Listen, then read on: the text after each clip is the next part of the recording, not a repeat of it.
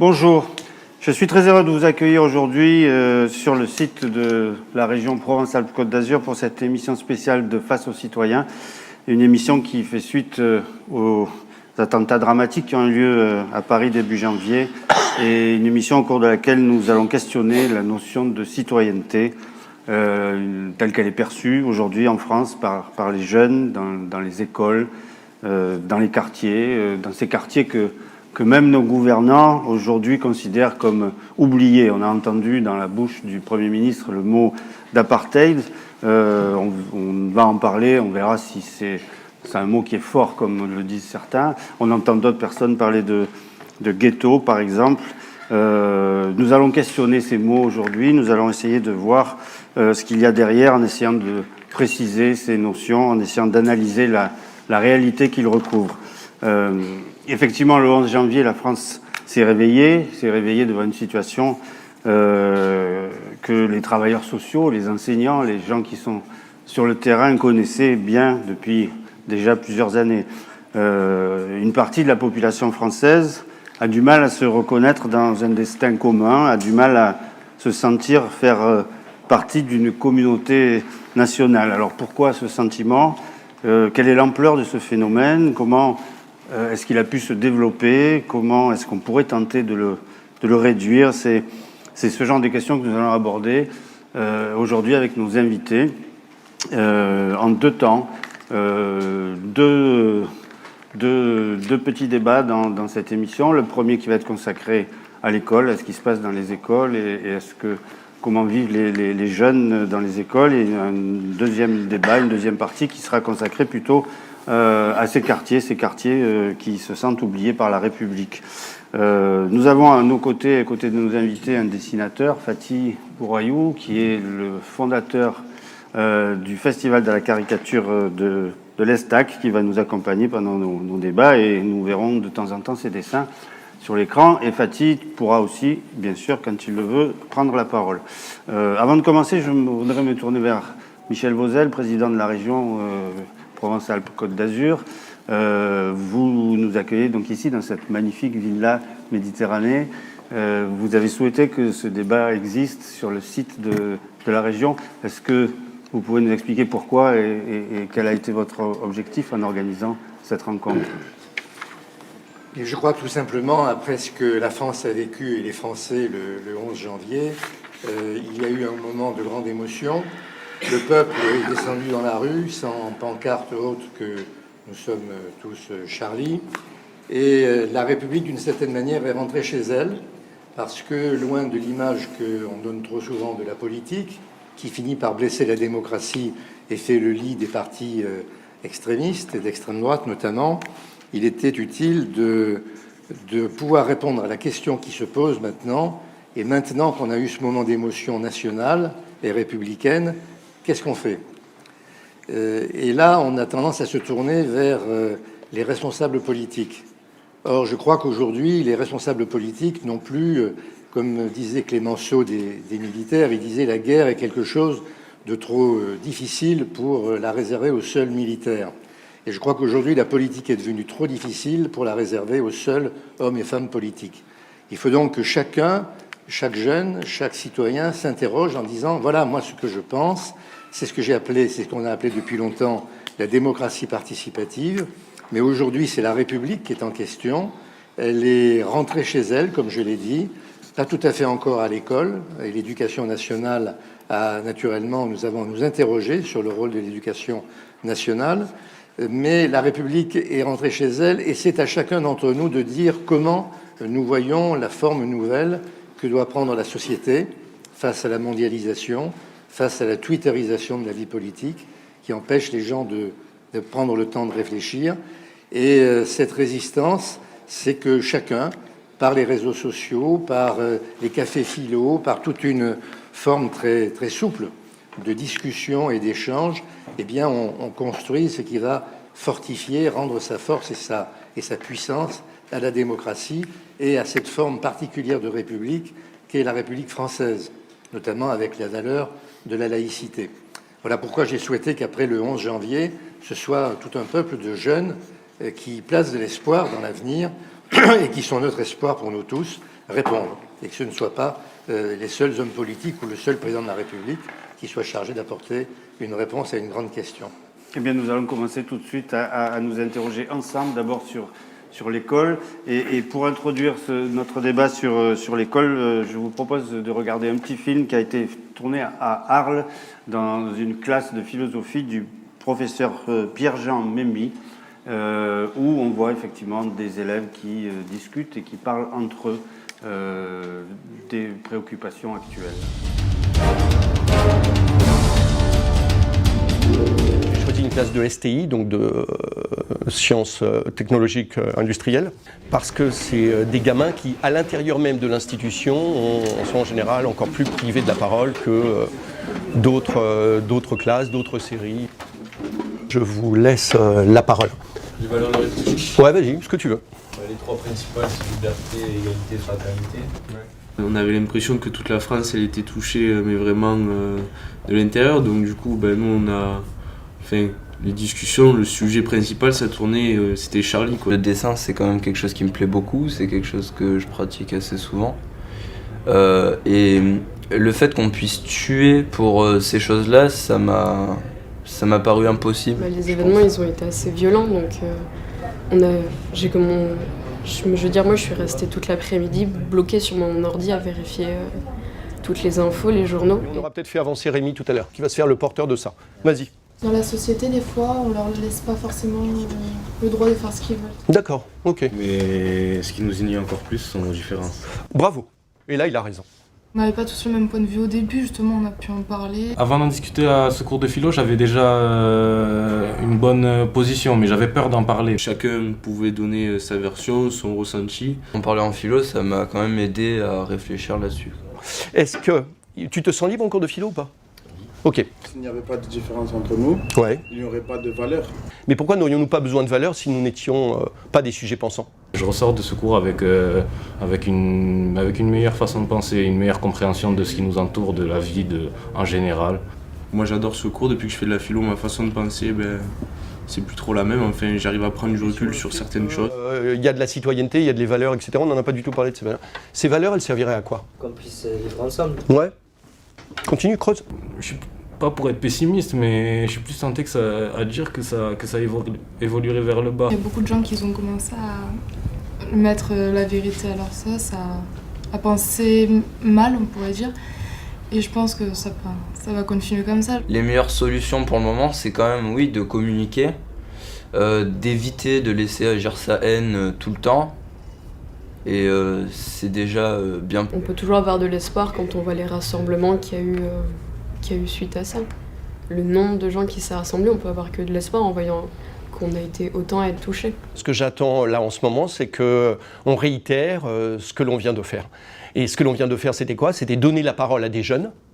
Ne pas se contenter que cette parole finalement n'ait que pour écho les murs de la salle de classe, mais qu'on puisse lui donner un petit peu de consistance, un petit peu de réalité, précisément pour les aider à s'investir davantage dans la réalité à laquelle ils sont confrontés. C'est la première fois pour eux que leur parole va être véritablement relayée. Là, on a donné une certaine solennité à la parole qu'ils pouvaient exprimer. Et je pense que c'est fondamental. Donc si on peut se revoir, c'est avec plaisir.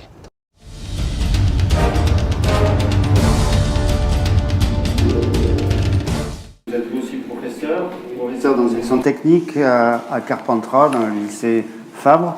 Vous êtes là-bas depuis une dizaine d'années, je crois. Et donc, quand vous êtes arrivé, il y avait des difficultés, pour le moins, vous me disiez, dans ces sections. Et depuis 10 ans, vous avez fait beaucoup de choses. Vous avez travaillé, vous avez même créé une entreprise, je crois, avec les élèves. Oui, expliquez-nous un peu comment vous avez fait tout ça.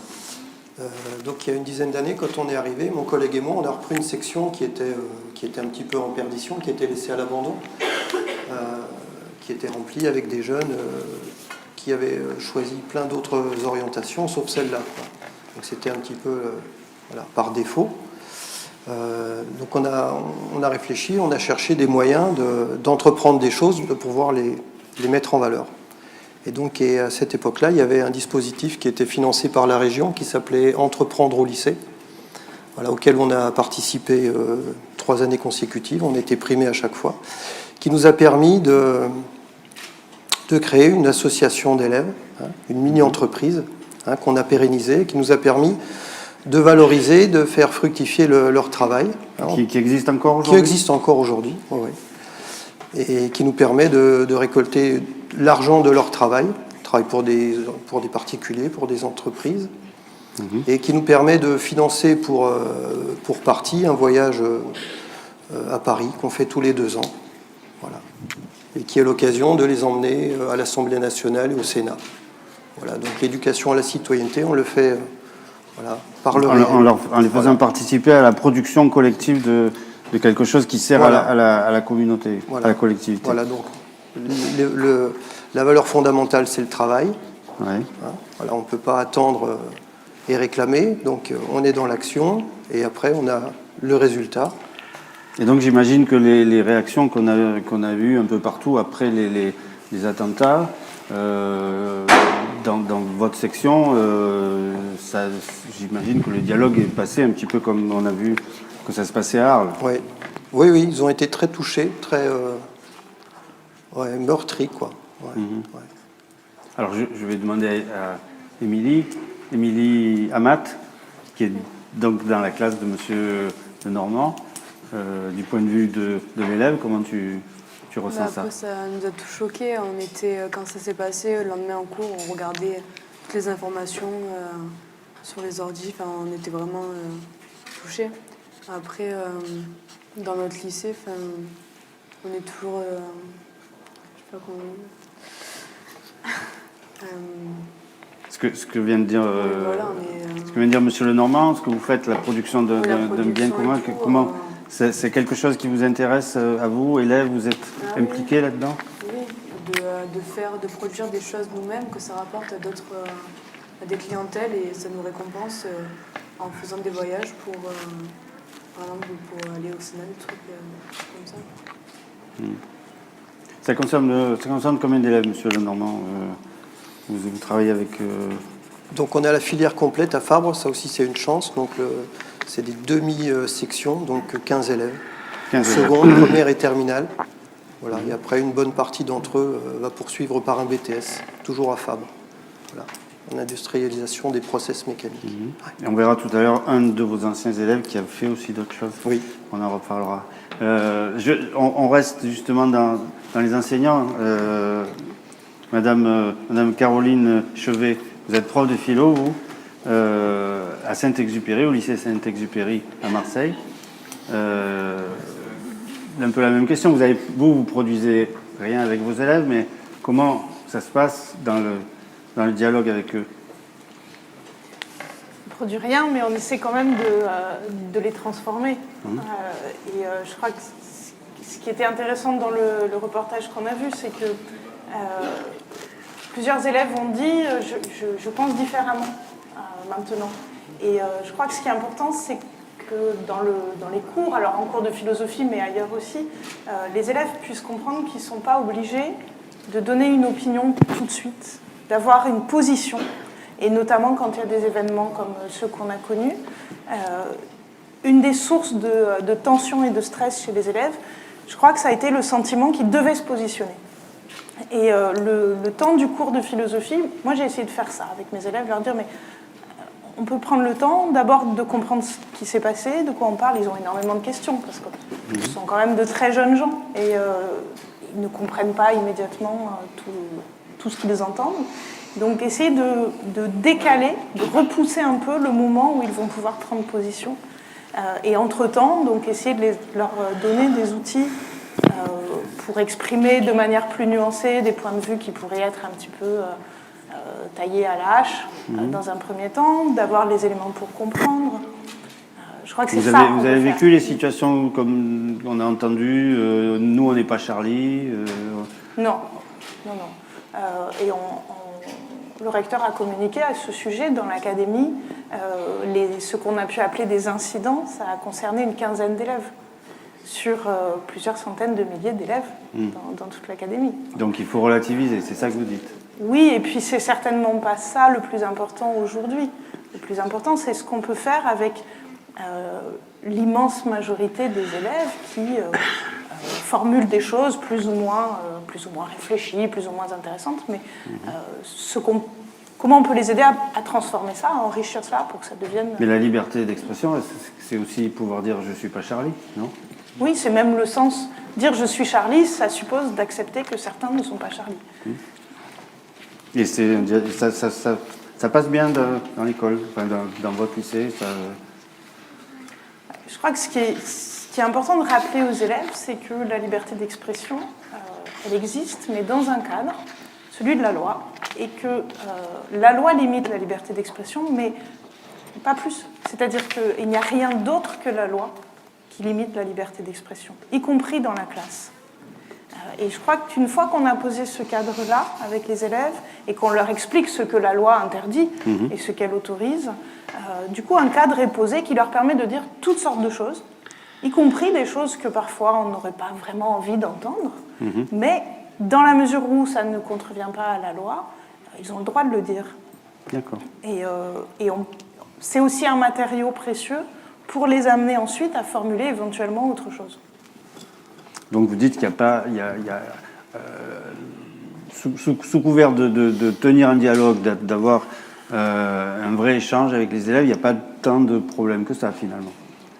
Non, après, les classes, ce sont des caisses de résonance de ce qui se passe à l'extérieur. Quand une classe est une classe qui chahute, elle utilise tout ce qui passe à sa portée pour chahuter. Quand un élève a décidé de se confronter à un prof, il utilisera ce qu'il a sous la main pour se confronter au prof. Et ça n'a rien de nouveau. Donc bien sûr qu'il peut y avoir des situations délicates en classe, on les connaît tous, il ne s'agit pas de les nier, mais ça peut être au sujet des attentats comme au sujet de toutes sortes d'autres choses. Alors, Mohamed El Moussaoui, vous êtes un ancien élève justement du lycée Fabre. Vous avez monté une association qui s'appelle Coup au singulier, d'éclat au pluriel. Vous allez nous expliquer pourquoi cette petite nuance. Et vous travaillez justement avec les jeunes pour essayer de leur donner un avenir ou en tout cas un projet. C'est ça. Oui, pour revenir au nom de l'association, donc Coup au singulier, éclat au pluriel, c'est venu par les jeunes. Ça a été vraiment recherché par les jeunes parce qu'ils partent sur l'idée où avec une seule action, ils doivent avoir plusieurs impacts. Voilà, vraiment agir pour faire quelque chose qui va avoir des retombées plus que ce qu'on avait attendu au départ. Voilà. Donc mon travail, moi, avec les jeunes, c'est vraiment d'essayer au travers de l'association, de leur faire comprendre que c'est ensemble que les choses peuvent changer. C'est pas en restant un simple spectateur de la vie ou de la société qu'on peut demander ou rester à attendre qu'on fasse les choses pour nous. C'est en se bougeant, c'est en changeant les choses. Avec le lycée Fabre, qui était mon ancien lycée, aujourd'hui on travaille énormément sur comment permettre aux jeunes de comprendre que le lycée professionnel n'est pas aussi mauvais que ce que, entre guillemets, on peut laisser croire, parce qu'avec les idées reçues, pour certains, s'ils sont dans une filière professionnelle, c'est qu'ils ont raté leur vie. Moi, au travers de ce qu'on fait dans l'association et avec nos partenaires, c'est vraiment essayer de donner une autre vision. Voilà, une autre vision aux jeunes sur la construction de l'avenir. C'est que c'est ensemble qu'on peut changer les choses. Voilà. Il faut savoir que l'association Coup d'éclat, elle est constituée que de jeunes. Le plus jeune, il a 17 ans. Le plus vieux, 36 ans. Je ne dis pas que les autres sont plus vieux. Mais voilà, le plus ancien, 36 ans. Quand elle a commencé, on était 6.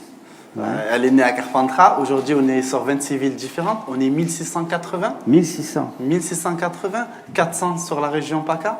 Donc, c'est énorme. Et c'est un réseau de professionnels. Et il n'y a pas que des jeunes qui ont besoin d'aide. Qu'est-ce que vous leur proposez alors à ces jeunes? Ce qu'on propose, nous, on ne propose rien. C'est eux qui viennent proposer. C'est-à-dire il faut savoir que dans l'association, il n'y a pas que des jeunes qui ont besoin d'aide. Il y a des chefs d'entreprise, il y a des sportifs de haut niveau, il y a des stars de la télé, il y a des avocats, voilà. C'est en mutualisant toutes ces compétences qu'on répond les uns les autres, avant de commencer à demander l'argent, on peut d'abord demander au voisin s'il peut nous aider. Et qu'est-ce que nous on peut lui apporter et qu'est-ce que lui peut nous apporter. Et derrière, quand on se retrouve confronté à une autre difficulté ensemble, auquel ni mes compétences ni ses compétences ne peuvent répondre, eh bien, on regarde si on peut trouver une tierce personne qui a ces compétences-là. Voilà, c'est vraiment faire passer l'humain avant le reste. Voilà. Donc, un jeune vient vous voir, il a un projet, il a une envie, une passion quelconque, et vous l'aidez à mettre ça en place. Voilà. Comment? Et derrière, on travaille avec lui sur... il doit d'abord faire un diagnostic sur les besoins, ce qu'il a déjà, et ce que nous, on peut lui apporter. Voilà. Quand un jeune arrive et qui dit moi j'ai ce projet-là, mais je ne sais pas comment, je n'ai pas l'argent, je ne peux pas faire. On se rend compte que quand on fait un dossier au conseil régional. Voilà, ça c'est chercher la facilité. Mais on va d'abord travailler avec lui en lui disant ton père il est chef d'entreprise, oui. Ses amis sont chefs d'entreprise, oui. Pourquoi on va d'abord commencer à jouer en grattant un peu d'argent d'aide à ton père et à l'ami de ton père et à nous, aux entreprises et on apporte nous d'abord ce qu'on peut faire, ou il y a des choses où c'est les jeunes eux-mêmes. Quand un jeune veut organiser un concert par exemple au sein de son quartier, avant d'aller payer un régisseur, d'aller payer un DJ et autres, il y a d'autres jeunes qui aiment faire ça juste par passion, pas forcément pour de l'argent, mais qui aiment faire ça juste par passion. On les réunit tous ensemble et le projet devient beaucoup plus, on va dire, réunit beaucoup plus de monde.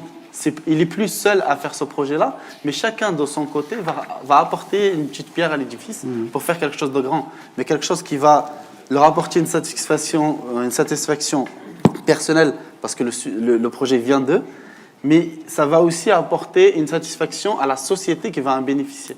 Et combien de jeunes vous avez aidé comme ça depuis combien? 6 ans l'association? Non, ça fait 3 ans. Il faut savoir que l'association est créée depuis le 2 septembre 2011, donc ça fait 3 ans à peu près.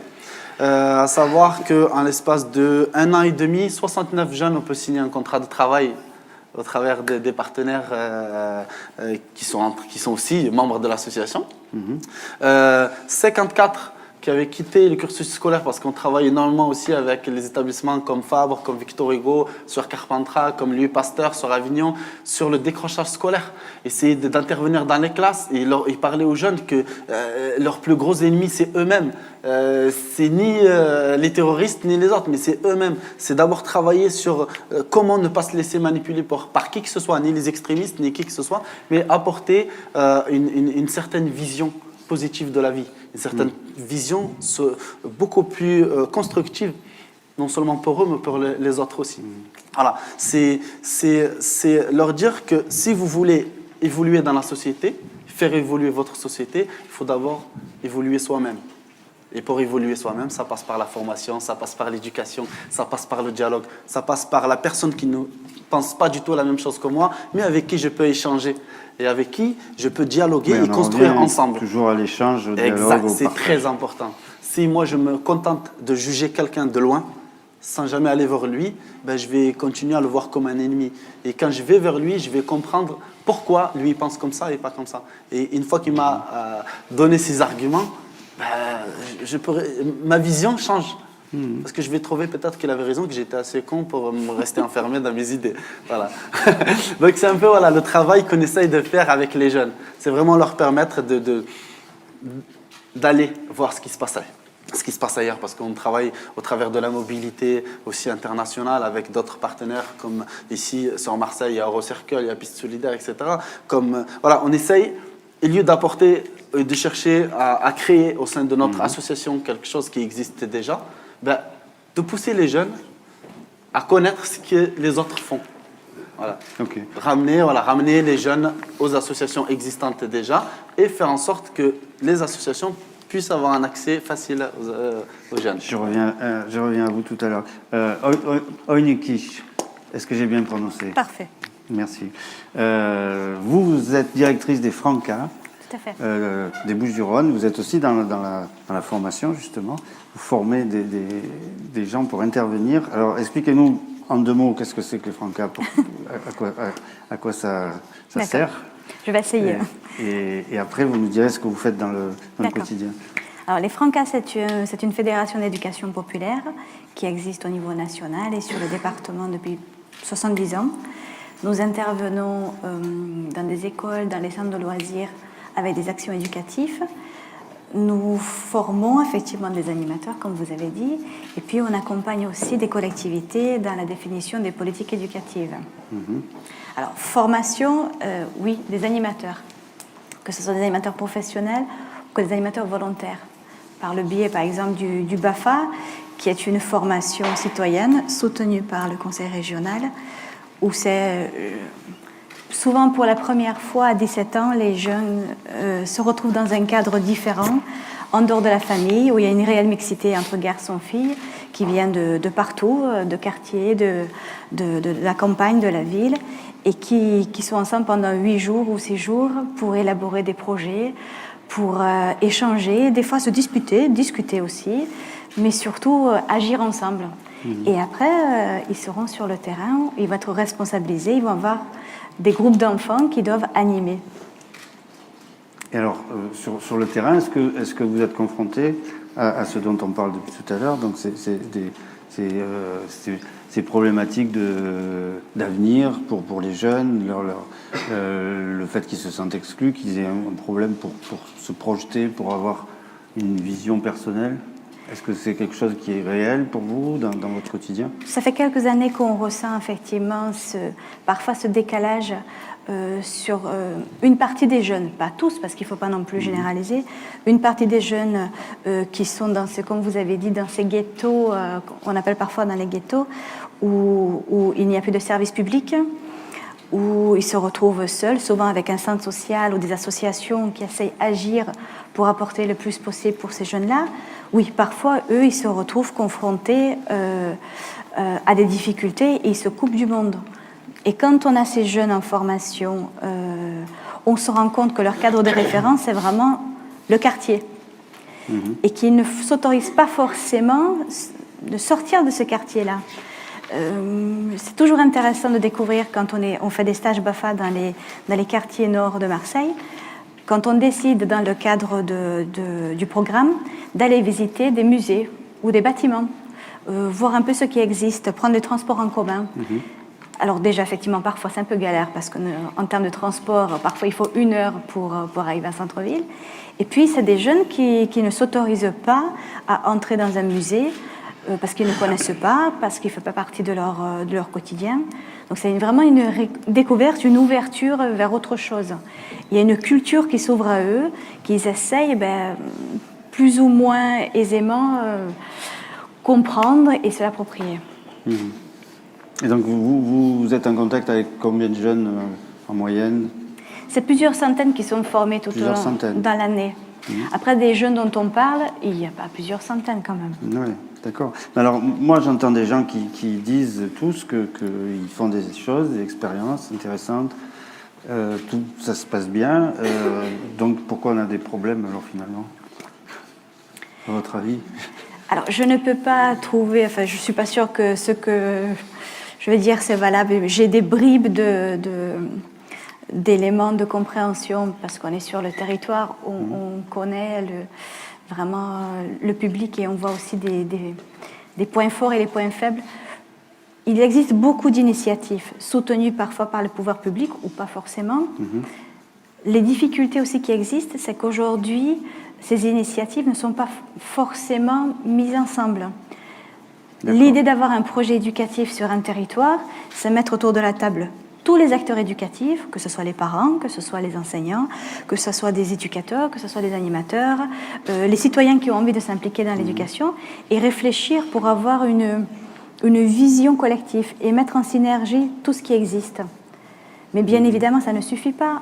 Il faut des animateurs qui soient formés, qui soient reconnus, qui soient pérennisés pour qu'on arrête le changement des animateurs.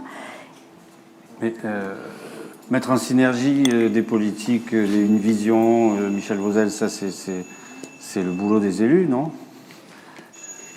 D'abord, il faut arrêter de dire c'est le boulot des élus. Les élus, je l'ai dit tout à l'heure, ils sont maintenant comme nous tous, dans une société où la communication est à la fois foisonnante avec Twitter, avec une information qu'on ne maîtrise pas et qu'on ne classifie pas. C'est-à-dire que dans la même minute au journal télévisé, on va avoir ce qu'organise la région chaque année, c'est-à-dire une visite du camp d'Auschwitz, et dans la même minute, on va avoir le problème pour les New-Yorkais d'avoir trop de neige dans la rue. Et la colère des New-Yorkais parce qu'il n'y a pas eu assez de neige pour faire finalement ce qu'avait décidé le maire.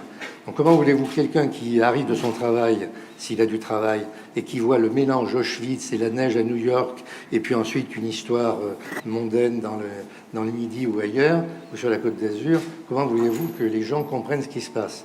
Donc il y a un défaut d'information qui est extrêmement grave parce que les médias sont souvent aux mains de force de l'argent qui ne privilégie pas la pédagogie qui devrait être portée par l'information.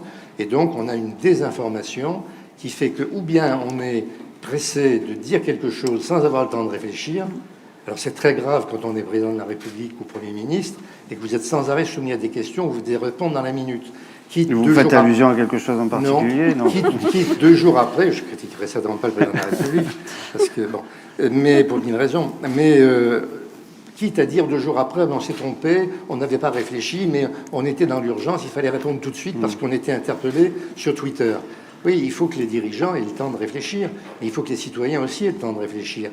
Et regardez comme depuis le 11 janvier, on a réfléchi en disant c'est bien de dire on est tous Charlie et de descendre dans la rue avec 4 millions de personnes. C'est rassurant, c'est réconfortant, ça rassure sur la vitalité et du peuple français et de la nation et des valeurs républicaines. Puis on s'est dit aussi, mais 4 millions, c'est pas beaucoup quand on pense à tous ceux qui ne sont pas descendus dans la rue. Et ceux aussi qui, dans d'autres pays, ont brûlé les églises et ont brûlé le drapeau français. Or, ce n'était pas le but de ceux qui descendaient dans la rue et dont j'étais, en disant « je suis Charlie », je ne souhaitais pas non plus qu'on brûle le drapeau de la République et des valeurs de la République en Afrique ou en Asie. Donc je crois qu'il y a un problème d'information aujourd'hui qui est extrêmement grave, parce qu'il faut que la libération vienne d'abord d'une information mieux construite, à partir d'une pédagogie qui permette aux jeunes de lire la télévision, c'est-à-dire de prendre de la distance par rapport aux images qu'ils reçoivent, et de lire aussi et de maîtriser Twitter pour qu'ils n'en soient pas les esclaves, mais qu'ils sachent prendre leur distance. Cette libération-là est fondamentale si on veut défendre la République et entrer en résistance contre d'autres forces qui sont celles de l'argent et de la grande finance mondialisée, qui posent aujourd'hui des problèmes comme ceux qui se posent au peuple grec, par exemple. Alors, Caroline Chevet, il n'y a pas aujourd'hui dans l'éducation nationale un programme de décryptage des réseaux sociaux, de décryptage des images. On enseigne aux élèves à avoir cette distance par rapport à ce qu'ils voient sur Internet? C'est pas une discipline à part entière. Il n'y a pas actuellement de cours de médias, par exemple, mais c'est quelque chose qui est pris en charge quand même par le système éducatif depuis assez longtemps. Ça peut être par l'intermédiaire d'un cours de français dans lequel on travaille sur un article de presse ou une caricature. Ce sont des supports pédagogiques qui existent et on travaille bien sûr à préparer les élèves à être confrontés à cela. Mais de toute façon, ce ne serait peut-être pas la solution. C'est-à-dire qu'on demande à l'école de faire beaucoup de choses et donc on imagine toujours des choses en plus qu'elle pourrait faire. Parfois, il serait bien de lui laisser faire ce qu'elle doit faire déjà, ce qu'elle sait faire. Et je crois que, par exemple, assurer des bonnes conditions de cours dans des disciplines comme l'histoire, la géographie, le français, la philosophie, les mathématiques ou les disciplines professionnelles. Assurer des bonnes conditions, c'est assurer aussi que les élèves acquièrent un véritable savoir. Et tout à l'heure, je crois que ce dont on parlait, c'était au fond de reconstruire l'estime de soi de certains élèves, qui est souvent mise à mal, y compris par le système éducatif, mais pas seulement. Mais ça passe aussi par le fait, par exemple, qu'un élève puisse sortir d'un cours en se disant « Ah tiens, j'ai appris quelque chose là que je ne savais pas ». Et les disciplines elles-mêmes, peut-être qu'aujourd'hui, pour certains, ça a l'air ringard de dire ça, mais les disciplines que l'on enseigne, le savoir qu'on transmet aux élèves, c'est avant tout cela que c'est faire l'école. Et c'est aussi la réponse qu'elle peut apporter aux difficultés qu'on peut rencontrer, qui ne sont pas seulement des incidents, qui sont par exemple la difficulté pour des élèves que rien ne prépare à cela dans leur milieu familial, par exemple, de comprendre le sens d'une caricature parue dans un journal dont on sait très bien que le lectorat est plutôt un lectorat instruit de classe moyenne ou de classe supérieure, habitué à décoder des images, à comprendre un contexte. Les élèves n'ont pas naturellement, mais personne, puis ils sont très jeunes, ils n'ont pas naturellement ce qu'il faut pour comprendre une caricature de presse. Nous-mêmes, quelquefois, on a besoin de réfléchir quelques minutes. Donc ce que l'école peut faire, c'est quand même leur donner les clés pour comprendre. Avec du savoir, parce qu'effectivement, le flux d'images permanent auquel ils sont confrontés, s'il n'y a pas des temps de recul, des temps où on leur dit, bon, derrière cette formule-là, il y a une réalité historique, il y a, je sais pas, des circonstances économiques, un ensemble de choses, si on ne peut pas prendre ce temps-là dans la classe, alors ils sont effectivement abandonnés au flux des images et ne comprennent plus rien. Mohamed El Moussaoui, vous intervenez dans les écoles, vous faites des... Exactement, on intervient là, on intervient à Carpentras, donc au sein de Fabre. Là, on vient de signer un partenariat avec Victor Hugo aussi, le lycée Victor Hugo, et bientôt avec comment s'appelle, Louis Pasteur. Mais qu'est-ce que vous dites aux élèves? Nous, on intervient sur le dialogue d'abord, et comment travailler avec les élèves en dehors de l'école. Parce qu'il y a l'école et après l'école. Et l'objectif, c'est aussi de faire le lien entre les deux. Parce qu'une fois qu'on a dépassé la porte, ce qu'il nous a dit le prof, on le laisse, on le récupère demain une fois qu'on retourne à l'école. Voilà. Mais c'est aussi travailler avec eux sur la construction qui commence à l'école, mais qui se finit à l'extérieur et qui reprend à l'école. Voilà. Voilà. Et nous quand on intervient, quand d'autres jeunes, parce que c'est des jeunes qui interviennent au sein des lycées, on intervient par le biais du dialogue, par le montage de projets avec eux, mettre en place un projet qui va allier et les profs, et les élèves, et les parents. Voilà. Essayer de faire en sorte que le projet ne soit pas juste des vacances passées dans un endroit, mais que ce soit un projet construit sur le développement du dialogue entre les deux. Que chacun puisse reprendre la place qui lui est due et que chacun puisse se sentir respecté dans sa position. Voilà. Y compris les parents. Y compris les parents, bien sûr. Et que les parents ne se disent pas, mon fils, je le pose à l'école, c'est le professeur qui doit se démerder de son éducation.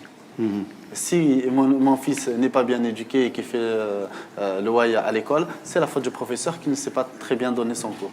Or, c'est une co-construction entre le professeur qui fait son cours et qui fait son travail, et les parents qui derrière doivent aussi appuyer l'éducation donnée par le professeur. Et c'est, comme j'ai dit, c'est un travail, c'est vraiment un échange aussi. On revient très souvent sur l'échange entre l'élève, pour pas que l'élève se sente... Parce qu'une fois qu'il a quitté l'école, il se dit, ouf, j'ai plus d'obligations, je fais ce que je veux. Derrière, c'est l'idée où le prof se dit, maintenant il est en dehors de l'école, le père il se démerde. Donc c'est vraiment que chacun puisse se mettre à la place de l'autre et comprendre que si le professeur se sent bien dans son cours parce que l'élève a repris sa place et s'investit, l'élève il va s'investir parce qu'il sait qu'une fois qu'il rentre à la maison, il a aussi un suivi de ce qu'il a commencé à l'école. Et nous, on travaille sur ça, sur le lien, sur la mise en place de projets, la mise en place de dispositifs qui va faciliter la circulation d'informations entre les deux ou faire en sorte d'organiser quelque chose où ils vont se retrouver tous les trois, parce qu'on se retrouve souvent, le moment où on va trouver un élève, ses parents et le jeune, c'est pendant les conseils de classe ou parce qu'il doit passer au conseil de discipline. Donc, on va essayer de travailler en dehors de ça, où le professeur, les parents et l'élève se retrouvent autour d'autre chose, et qui est une autre relation. Un projet commun. Un projet commun, une autre vision. On ne voit plus le prof comme celui qui va nous casser et qui va venir nous dire d'ouvrir les livres et de lire comme des moutons ce qu'il y a dedans. mais on le voit comme quelqu'un qui va nous accompagner, même à l'extérieur. Je ne vais pas bien à la maison, ben, je sais que mon professeur, je peux venir discuter avec lui. Même si le professeur n'a pas les moyens de le faire, eh ben, ils font ce que Fabron fait, par exemple, c'est appeler des associations extérieures pour venir donner ce qu'eux n'ont pas. Voilà. C'est vraiment ça, c'est un échange. Donc je comprends bien, échange, partage, lien, circulation des idées. Et se mettre le temps d'un instant à la place de l'autre. C'est vraiment ça qui est important. Est-ce que oui, juste un petit mot. Monsieur Vauzel. Ce que vous venez de dire est très bien, mais en tant qu'élu du peuple, je vois bien qu'il y a un problème d'affaiblissement considérable de la structure familiale, qui est peut-être une bonne chose parce que la famille devient un milieu plus démocratique par rapport au système précédent. Mais dans le même temps, on a des familles qui sont déstructurées, qui sont atteintes par le chômage, et qui sont des générations qui sont maintenant des parents et non plus des jeunes ou des très jeunes qui ont connu eux-mêmes les problèmes de la drogue, les problèmes du chômage, les problèmes d'accès à la culture, parce qu'ils ne se sentent pas appartenant à une catégorie sociale qui doit avoir accès à l'opéra, à la musique, ou à une bibliothèque, ou à une librairie.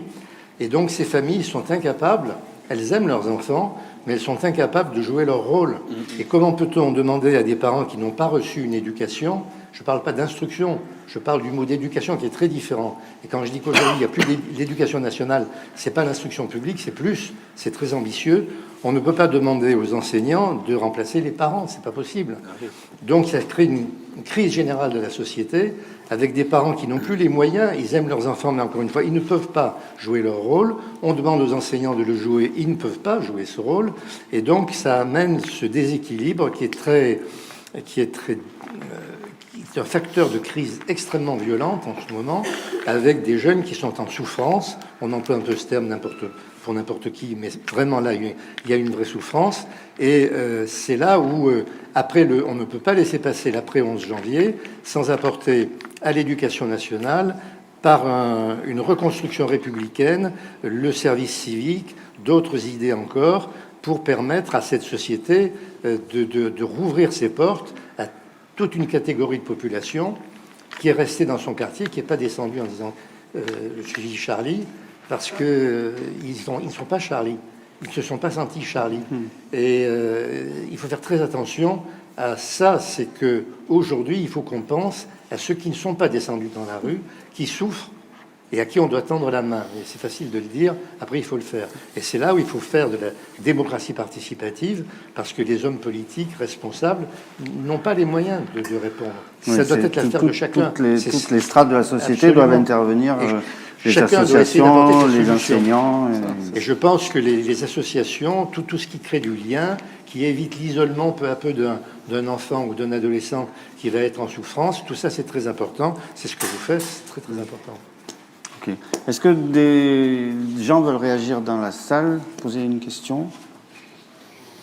Je sais qu'il y avait des jeunes du Conseil régional des jeunes qui étaient là. Je les ai vus tout à l'heure. Ils sont là. Vous avez travaillé sur un film, je crois. Vous pouvez nous en dire un mot? Qui va parler? Allez-y. Oui, ça marche. Bonjour, on est le 9e mandat du Conseil régional des jeunes. Et là, on va vous parler d'un film qui a été fait par le mandat précédent. Et comme on est la même saisine qu'eux, on va prendre suite. Et donc, c'est un projet qui s'appelle Cacopolis, qui avait été fait par la saisine Réflexion Information d'une 8e mandat. Et du coup, je vais vous passer mon collègue pour qu'il vous parle du contenu du film. Le film qui s'appelle Cacopolis met en scène un monde imaginaire, un État qui est sous une dictature, dans lequel des valeurs républicaines et démocratiques sont mises en danger, et que donc, nous voyons le peuple qui ne semble pas vraiment réagir face à cette injustice, mis à part des jeunes qui font toutes sortes de manifestations pour justement lutter contre cette injustice. Et c'est un film qui, pour ma part, m'a vraiment touché, car ça nous montre que nous, les jeunes, on peut vraiment faire quelque chose. Quand on voit à la télé des personnages politiques, on ne se reflète pas vraiment en eux, alors qu'ils sont censés nous représenter. Et ce film nous dit que non, en tant que jeune, oui, on peut faire quelque chose, et que c'est à nous de nous mettre au travail. On rejoint ce que disait Mohamed El Moussaoui. Il faut se prendre en charge et se créer son propre projet. C'est un échange et ça doit venir aussi de nous, pas que des autres. C'est bien. Bravo.